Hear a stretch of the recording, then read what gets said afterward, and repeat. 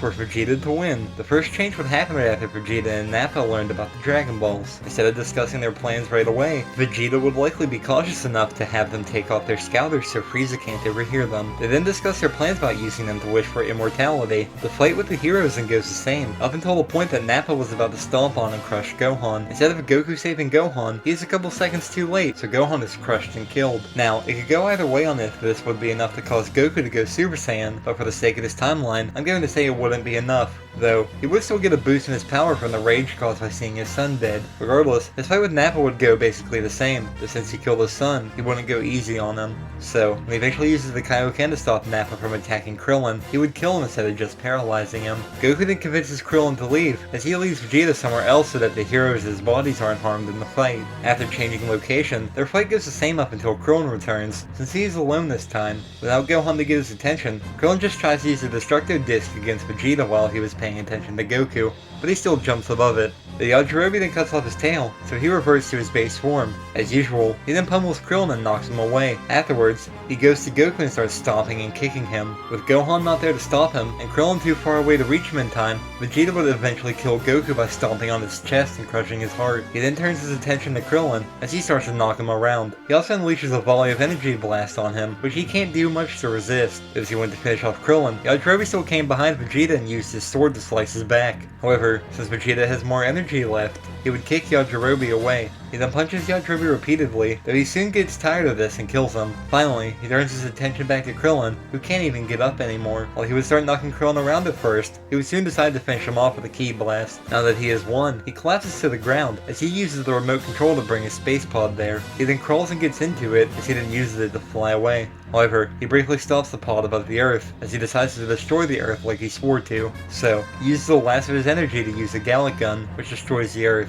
After closing the pod, he sets the destination for Frieza Planet 79, and then passes out. Once he arrives there, he is put into a healing pod, and after he is healed, he exits the pod and is given new armor, since his old armor was destroyed. As usual, he got a Zenkai boost which brought his power level up to 24,000, though with him having been cautious enough to take off the Scouter when talking about the Dragon Balls, Frieza wouldn't be on his way to Namek. So, this allows Vegeta to plot his revenge against Frieza and train over time. Normally, Vegeta isn't the one to train like this, but he would have heard rumors about Frieza's power level being over 500,000. He also would have heard rumors about Frieza having a transformation with a power level of about 1 million. This in combination with his near defeat on Earth convinces him to train in preparation for fighting Frieza. Since he is slightly more cautious now, he would scout out the power levels on Namek before heading there, since one of the power levels there is higher than his, and his tail hasn't regrown yet to allow him to transform into a great ape. He would train until his power level was higher than the highest power level on Namek. He then heads to Namek so that he could get his wish for immortality. In the manga, we had seen how he would raid the Namekian villages. During these raids, he would kill some of the Namekians, then demand a Dragon Ball. Of course, the village elders refused, so he kept repeating this process until the village elder was the only one left. Even then, the village elder still refused, since Vegeta was evil, so he killed the elder and then searched the ruins of the village for the Dragon Ball. After finding the Dragon Ball, he would then take off towards the next village. By now, he also learned how to sense energy without the Scouter, so he wouldn't need his to find the villages. Anyway, he repeats this process for the next 5 villages, as none of them willingly give up their Dragon Ball. After having 6 of the 7 Dragon Balls, he would only sense 2 power levels left on Namek, which one was the highest one on the planet. Of course, when he lands outside of Guru's house, Nail would come out to confront him, but since Vegeta trained in preparation to fight Nail, he would be able to kill the warrior. He then enters Guru's house and demands a Dragon Ball, though he wouldn't give it to him willingly either. Even when Vegeta tries resorting to violence, it doesn't work, so he then kills Guru. This is where he messes up, though, since this causes the Dragon Balls to turn to stone. It wouldn't take him long to figure out that the Dragon Balls were tied to the life of the Namekian he just killed. Out of frustration, he would then destroy planet Namek after he started to leave. Since he can no longer obtain immortality, he would have to go back to training so he could take on Frieza. He would still do missions for the Tyrant, but he would suppress his power level so the Emperor couldn't realize how strong he was getting. Also, he would exploit the Zenkai boost so that he could get above Frieza in power. Basically, he would allow himself to get to near death before then getting healed to boost his power. This leads to Frieza letting his guard down, as he thinks Vegeta is getting weaker with how many times he comes back near death now. By the time he gets his power level to above the rumored power of Frieza's transformation, he would have regrown his tail as well. I'm going to say he has a power level of about 1,500,000, so as a grade 8, his power level would be 15 million. When he starts his betrayal, he would start taking out some of Frieza's henchmen when he was on missions with them, though he would stage it as them being killed by the inhabitants of that planet. He would start with Kui, just so he didn't have to deal with him anymore. He would take out Zarbon and Dodoria next. Eventually, he would start taking out the Ginyu Force, and then picking them off one by one. Though by now Frieza would be growing suspicious of him, so he eventually decides to end the prince himself. During their fight, Frieza would not be able to land a hit on Vegeta while in his first form. Vegeta would be pummeling the tyrant, but when Frieza eventually got the chance to transform, he turned into his second form. Of course, Vegeta would still be beating Frieza down, but the tyrant would be able to get some hits on Vegeta this time. Frieza would then tell the Saiyan that he has 2 more transformations, so Vegeta would let him go into his third form. They would be close in power now, with Frieza having the slight advantage, so they are going blow for blow with each other. Of course, this would push Vegeta into going into his grade 8 form, as he then starts to pummel the Tyrant again. Frieza would try to convince Vegeta to let him transform into his final form, but Vegeta would have gotten bored of this fight by now, since none of his previous transformations changed the course of the battle. So, he wouldn't give Frieza the chance to transform, as he didn't use his mouth blast to vaporize the Galactic Emperor. With Frieza now dead, Vegeta has 2 options: take over Frieza's empire, or dismantle his empire. To differentiate this timeline from other chapters, I decided to go with the option of him dismantling Frieza's empire. However, he would go into hiding while doing this, so that he could avoid King Cold. He would likely have heard rumors about how strong the old monarch is, so he would go back to exploiting the Zenkai boost while destroying the empire, which was renamed to the Cold Empire. He would go planet by planet, exploit the Zenkai boost as much as he could on one planet, then take out the inhabitants to lead to the next planet. King Cold would try being on his trail, but with Vegeta being able to suppress his power, the old monarch wouldn't find him. It would take many years to push his power level above King Cold's, especially since he doesn't know how to turn into a Super Saiyan. Though for the sake of this timeline, I'm going to say he manages to do so eventually. After he does, he would stay on the most recent planet he wiped out on purpose, so that King Cold does find him. Vegeta would turn into a grade 8 from the start, and when they start to fight, it would likely be a long and drawn out fight, since they would be close in power. As it goes on, both of their power levels would start dropping, but Vegeta always has a slight advantage. Eventually, after weakening the Tyrant enough, he would take out King Cold in a similar way to how he took out Frieza. Now that King Cold is dead, there will likely be a power struggle in the remnants of the Cold Empire to decide who takes over. It doesn't matter who does take over, though, as Vegeta would continue to dismantle the Empire planet by planet. While it would take a while, he would eventually wipe out all the planets within the Empire, along with all the people that were part of it. Now that he is completely free from the Empire, he wouldn't start an empire of his own. Instead, he would search the universe for a new planet that would be suitable to become his new home planet. After he finds a planet he likes, he would settle there and use the old Empire's technology to make a universe-wide broadcast for any Saiyans left to come to that planet, on the orders of King Vegeta IV. As mentioned before, it's hard to say if there are any Saiyans left to hear this broadcast, but I'm going to say there is. Together with these Saiyans, they would mold the planet into being the new Saiyan home planet. Of course, it would take years upon years, but the Saiyan race would start to reappear. Vegeta would likely get a spouse of his own eventually and have a family of his own with her. This means that he would eventually have the monarchy passed down to his children after he is gone. Also, as a new king of the Saiyans, he would also ensure that the old history of the Saiyans was recorded, or what he remembers of it, at least. With him managing to take down the tyrants and restart the Saiyan race, he would go down in Saiyan history as one of the best monarchs they ever had. Regardless, he would never try to start an empire like Cold and Frieza did. They would become more isolationist. To satisfy their desire for fighting, they would just hold tournaments and contests to have friendly fights amongst themselves. This way, they don't risk the Saiyan race being decimated again. It would likely take them a while for them to get used to not conquering other planets anymore. However, their lives would also become less stressful, so they wouldn't have to worry about a galactic tyrant watching everything they do. Anyway, under his rule, the new Saiyan home planet becomes prosperous, with every Saiyan being fully loyal to him.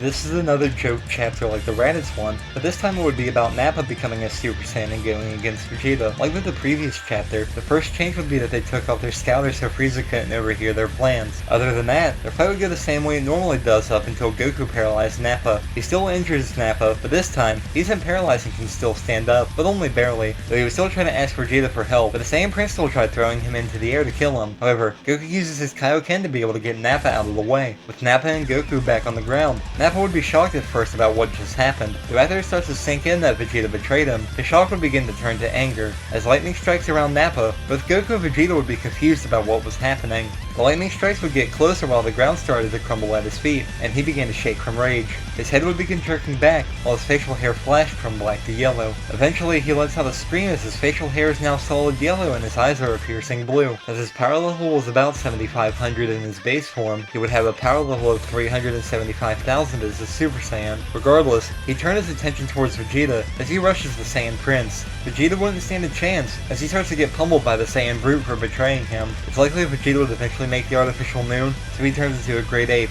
Nappa could transform as well, but since he isn't looking at the moon, he wouldn't do so. Of course, Gohan could likely transform too, but Goku would stop him from looking at the moon. Anyway, even when transformed, Vegeta's attacks do nothing against Nappa. He starts to get beaten around, but Nappa wouldn't relent his assault against Vegeta, though he eventually goes to finish him off, as he charges Vegeta and punches a hole through his chest, killing the Saiyan Prince. With Vegeta now dead, the heroes don't have any chance of being able to defeat Nappa. Of course, Goku would step up first to take on Nappa, but his attacks do nothing. Even when he starts to use the Kaioken times 4, his attacks do nothing. So, he just ends up destroying his body for no reason, as he collapses to the ground in pain. That's when he might telepathically tell Gohan to look at the full moon, as it would be their best chance. Gohan would turn into a great ape, but his power wouldn't do much against Nappa either. While Nappa was briefly distracted, Goku might use his chance to make a Spirit Bomb. Since Nappa would be toying with Gohan, the Spirit Bomb would catch him off guard and injure him even more. Though even when he isn't at full power, he would still be able to beat the heroes. Regardless, now that Goku used the last of his energy, he collapses to the ground, since he is unable to move. Back with Nappa and Gohan, he would use his Break Cannon against Gohan, which would shoot through him, killing the young boy. Krillin was the only one left standing, so Nappa would start to pummel him into the ground. And while he was doing this, Yajirobe would come out of hiding and use his sword to slash Nappa across the back. While it does momentarily distract him, it just causes him to use his Bomber DX against Yajirobe, killing him. He would go back to toying with Krillin afterwards, but even then, he would get bored and eventually use the Volcano Explosion to kill Krillin. Lastly, he then uses his Break Cannon to kill Goku as well. As Nappa collapses to the ground, he reverts to his base form and uses the remote control to call his Saiyan Pod. After he gets in it and starts to leave, he destroys the Earth like Vegeta did in the last chapter. Nappa would then go to Frieza Planet 79 and be put into a healing pod. Now, Nappa usually isn't the one to think things through, but since his next target would be Frieza, he takes the final advice Vegeta gave him into consideration, which was to use his head. So, instead of just rushing in to fight Frieza, he would decide to bide his time and train. He would also have to keep the Super Saiyan form and his power level hidden, so Frieza doesn't realize how strong he has gotten. Speaking about strength, he would have gotten a Zenkai boost after fighting the Earthlings, so his power level is now about 10,000 in his base form. To beat Frieza, it would take him years upon years of training. Since to match Frieza in his final form, his power level would have to be at least 2,400,000 in his base form, which would make his power level 120 million as a Super Saiyan. But depending on how intensely he trains, he would be able to achieve it faster than he thought he would. Regardless, he would start with taking out Frieza's henchmen. It would be less secretive about it, as he doesn't make it look like they died on missions. Instead, he openly rebels against Frieza, as he starts off with killing Qui. He then goes on to kill Zarbon and Dodoria, as Frieza likely would have sent them to search for him. Next, he would kill the Ginyu Force, since they would have been the next group Frieza dispatched. As a last resort, Frieza himself goes to confront the Saiyan Brute, but while in his base form, Nappa would still be able to beat down first form Frieza. With Nappa fighting in a more brutal manner than the others, he would direct his attacks to try and injure Frieza. So, he might end up breaking one of his arms or cutting off part of his arm like how he did to Tien. Regardless, Frieza would be pushed into his second form, but even then, he couldn't do anything. Even the Tyrant's third form would be beneath Nappa's base form in terms of strength. However, once he goes into his final form, he would gain the upper hand. Though, Nappa wouldn't hesitate to turn into his Super Saiyan form, so he starts to beat the Emperor down again. Frieza would try using his full power, but with some of the injuries he received from Nappa earlier, like a broken arm, his power level wouldn't be the full 120 million. Since Nappa is a brute, he would toy around with Frieza to make the Tyrant feel the fear he made others feel. But Frieza wouldn't get the chance to throw any attacks in, as the brute continues to pummel him into the ground. Nappa would eventually get bored, as he then uses his Break Cannon to vaporize the Tyrant. With Frieza now dead, there is still King Cold to worry about, so he would become Nappa's next target. He would still train in preparation to face the old Tyrant, so that when he eventually confronts him, King Cold can't do much. After Nappa turned into his Super Saiyan form again, he would easily be able to kill King Cold, though he would draw it out like he did against Frieza to make him feel fear. Regardless, he eventually kills King Cold, and then takes control of the Empire. Ruling an empire isn't for Nappa, so he'd likely delegate his executive duties to others, but he still gets the final say on what they do. Instead, he'd mainly focus on the battles, as he lives for fighting. So, anytime his men go out to conquer planets and expand his empire, he would be there beside them. Like with Vegeta, he would also try to rebuild the Saiyan race, so any remaining Saiyans they find would be allowed to join his empire. This also means that Nappa might have a family of his own eventually. Regardless, with him as the Emperor, he would spread fear across the universe because of the brutal methods he used during his conquests.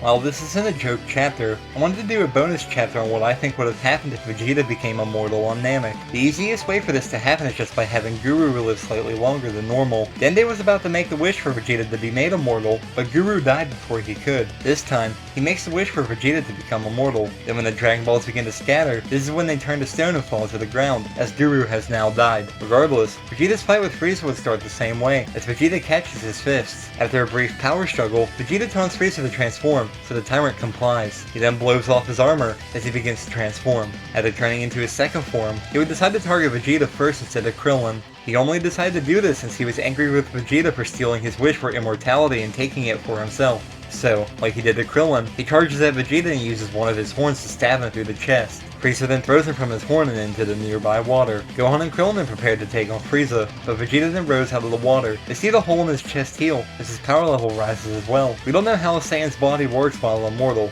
but I think they would still get Zenkai boosts from their near-death experiences. So, when Vegeta was stabbed through the chest, and his immortality healed him, his power level rose. However, since Frieza doesn't have a scouter anymore, he wouldn't realize at first that Vegeta's power level was rising. Regardless, when Vegeta then attacks Frieza, his power level is still nowhere near the tyrant's. So, Frieza would start to brutally pummel Vegeta like he did to Gohan in the actual manga. Then when Piccolo arrives, he wouldn't save Vegeta like how he rescued Gohan, so he would be stomping on Vegeta's head, crushing it. We don't know the limits of immortality's regeneration, so I'm going to say that unless the whole body is destroyed, it can be regenerated. It would be like how Cell was able to regenerate, only if his entire body wasn't vaporized. With Vegeta seemingly defeated, Frieza would start toying around with both Krillin and Gohan. He would toy around with the two, but this is when Piccolo would step in. His fight with Frieza goes the same way as in the manga, with him forcing Frieza to transform into his third form. By the time he finishes transforming, Vegeta has recovered by this time, so he attacks Frieza, which shocks the tyrant. Though even now, Frieza still has the upper hand, so he unleashes a volley of death beams on Vegeta like how he did to Piccolo. This causes the Saiyan Prince to fall to the ground once again, as he now has multiple holes in his body. Piccolo would then resume his fight with Frieza, but the tyrant starts knocking him around. As he was toying with Piccolo, Gohan was getting angrier, so he tried attacking him. Though his blast is sent back by Frieza, but Piccolo knocks it away, so he doesn't hit the young boy. Frieza then decides to show off his final form, but by this time, Vegeta had recovered once more. This is when he puts his idea from earlier into action, so that he could raise his power level even more. He would get Krillin to shoot him through the chest to cause him to become near death, so Krillin complies. His body starts to heal itself once again, but in the meantime, Dende healed Piccolo. Frieza saw this, so after he finished turning into his final form, he used a death beam to kill Dende. Regardless, Vegeta then recovered and tried attacking Frieza once again, as he put his full power into a blast. The tyrant reflected it easily, so it hit Vegeta, but Frieza didn't let up there. He starts to knock him around, and when he goes to stab through his chest with his hand, he does so. Goku then arrives, and their fight begins the same as usual, with him deflecting off Frieza's death beams. Vegeta then said something about Goku being a Super Saiyan legend, so Frieza shot him through the head with a death beam.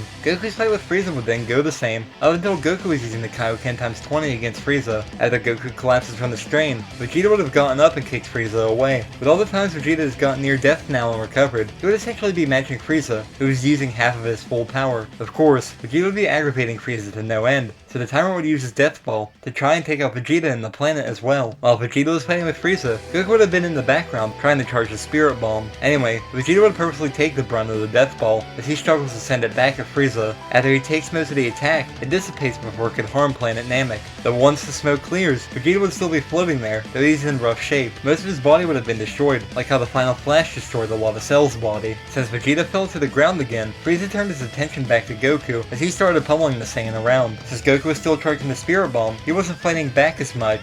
Piccolo would then try and stall Frieza, but his attacks don't do anything either. Gohan and Krillin would join in on distracting Frieza by blasting him with what little energy they had left. However, Goku didn't finish the Spirit Bomb, so he launched it at Frieza. As usual, it seemingly kills Frieza, so the heroes begin to celebrate their victory. Instead of discussing going home, they would start discussing what to do with Vegeta, since he has immortality now. They are then interrupted by Frieza appearing, as he shoots Piccolo through the chest with a death beam. He then caused Krillin to rise into the air, but before he could make him explode, he was kicked in the head. After getting up, he sees Vegeta, who is now fully recovered. With the beating he just took, his most recent Zenkai put him far above Frieza in power, so he would start to pummel the tyrant easily, much to the shock of everyone. Since their fight would drag on for a while, Frieza would be forced to go into his full power state, but because of how much of a beating he took, he would be slightly weaker than normal. Regardless, while this did close the gap in power somewhat, Vegeta was still above Frieza. During their fight, Vegeta wouldn't give Frieza the chance to try and blow up the planet again, since he would be relentless with his attacks. With everything Frieza has done to Vegeta throughout their life and on Namek, he would also be brutal in his methods against the Tyrant. So, instead of tricking him into getting sliced in half by his own attacks, he might break limbs of Frieza's. He might even decide to rip them off altogether, just so he could see the Tyrant suffer. He would eventually get bored of their fight, as Frieza's power would drop the more Vegeta injured him like this. So, he eventually rises into the air and charges up his Gallic gun.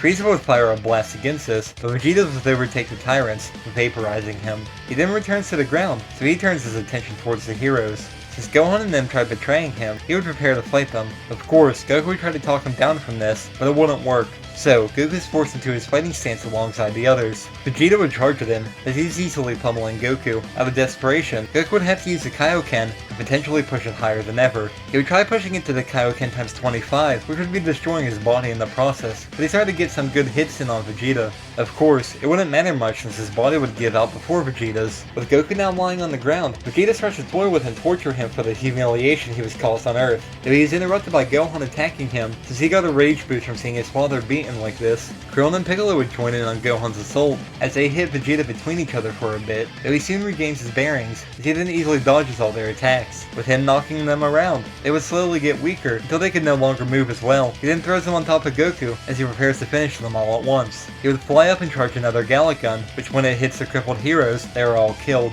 With Vegeta now having nothing left to do on Namek, he would return to his space pod and leave, though he would also destroy Namek before he goes, since the planet is useless to him now. Of course, since Bulma was still on the planet, she would have been killed when it was destroyed. The first thing Vegeta would do, now that he won, is head back to Earth, so that he could destroy it too. Though no one there could really give him a fight, so he just blows up the planet and goes on his way. Since Frieza was killed, King Cold would have taken over the Empire, though he also would have searched for Vegeta. When they eventually meet, it would end up like his fight against Frieza, with his power rising throughout it. So, he would eventually kill King Cold as well. To make this timeline different, instead of Vegeta declaring himself king or emperor, he abolishes the Empire. He would travel to each planet of the Empire, killing all the inhabitants in the process, so that nothing remains of the Empire. He would also be doing this for fun since he still has a Saiyan desire for battle. After he finishes taking down the Empire, he would travel around the universe, conquering planets for fun. Mainly, he would be looking for fights that were a challenge to him, though the Saiyan Prince would quickly grow bored, since with his immortality, he wouldn't face any serious challenges. Even though he realizes it would be useless, he still scours his universe and invades planets, as he was searching for anyone to give him a good fight. Eventually he might find Broly and have a fight with him, though it's unlikely he would kill Paragus beforehand and make him turn into a Super Saiyan. So, even though both of their powers would grow throughout the fight, Vegeta would get bored and eventually kill Broly too. He would then kill Paragus before returning to wandering the universe. Also, with the Saiyan Prince never having anything to make him angry enough to transform, he wouldn't become a Super Saiyan. Vegeta would spend the rest of time searching for someone to scratch his itch for a good fight, but unfortunately for the Saiyan warrior, he never finds someone that can completely fulfill this desire of his.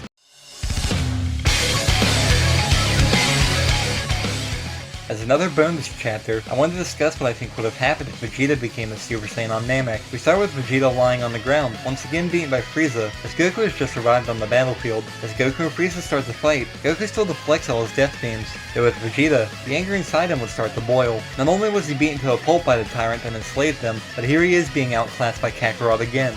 Even worse, Kakarot might be the Super Saiyan of legend. This would only anger Vegeta more, as he would think there is no way a low-class Saiyan like Goku could become the Super Saiyan of legend before him. As his anger starts to boil over, he shakily rises to his feet, with lightning starting to strike nearby. The nearby waters would be affected as well, as they start getting choppy. Soon, the lightning strikes grow closer, with the ground starting to crumble at his feet. His hair would flash between black and yellow, but eventually he lets out a scream of rage, with his hair now being solid yellow and his eyes are a piercing blue. With Vegeta now unlocking the Super Saiyan transformation, this brings his power level up to 75 million. Since Frieza was only using about half of his power currently, and Vegeta knew he had to hurry and defeat Frieza, he would start to pummel the Tyrant. He wouldn't give Frieza a chance to use his full power, since he was using his full power from the start. He would begin to injure the Tyrant, which only weakens Frieza more. With Frieza becoming weaker over time, Vegeta would get bored with the fight as time goes on, so he would eventually blast and vaporize the Tyrant. He would then go to turn his attention towards the heroes, but this is when he realizes that they left the planet during his fight with Frieza, so he uses his space pod to leave Namek,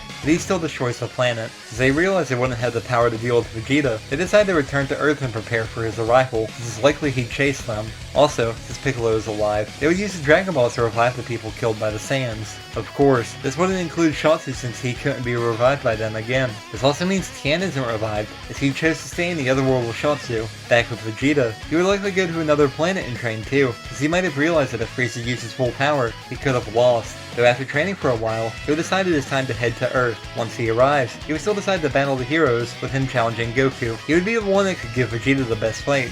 Since he doesn't know how to become a Super Saiyan, he couldn't do much for the Saiyan Prince. Goku likely would have trained to be able to push his Kaioken to 25 times, though it would still wreck his body. Also, since Vegeta trained as well, and with him having the Super Saiyan form, he would be beating down Goku out of desperation. He might have pushed the Kaioken to 50 times, but he couldn't handle it for long. When Goku fully collapses, Vegeta would blast him at point blank range, killing him. Of course, the other heroes would try attacking him, but they wouldn't stand a chance against him either, so, unfortunately for them, they were all defeated and killed by Vegeta. Now that he achieved his goal of killing Frieza and Goku, his only major goal left is to take down King Cold, which, with the training he did, it wouldn't be hard for him to do. When he eventually confronts the Tyrant, he would easily kill him after turning into his Super Saiyan form. Now that both Tyrants are gone, he would take over the Empire for himself. Vegeta would likely gather any remaining Saiyans in this timeline as well, so that he could restart the Saiyan race. However, he would also wipe out the inhabitants of Frieza's Empire over time, so that they are replaced with Saiyans. Eventually, this would allow the Empire to be fully composed of Saiyans, so his Empire becomes the Saiyan Empire, though it would take a while, and it would be far after Vegeta's lifetime that this happens. With Vegeta being crowned Emperor, he would become known as Emperor Vegeta I. Also, at the heart of his empire, would be the planet he selected to be the new home planet of the Saiyans. On this planet, he would have had a castle built for him. After it was built for him, he and his family would live inside of it. Regardless, Vegeta and the other Saiyans would still conquer other planets so that they could still experience the thrill of battle. Though instead of selling the planets like they used to, the planets they conquered would become colonies of the Saiyans. So, eventually there would be more Saiyans than there ever were before Frieza destroyed planet Vegeta. While the Saiyan Empire wouldn't get massive during Vegeta's lifetime, he would become known as one of the best emperors, if not the best emperor, that the Saiyan Empire ever had.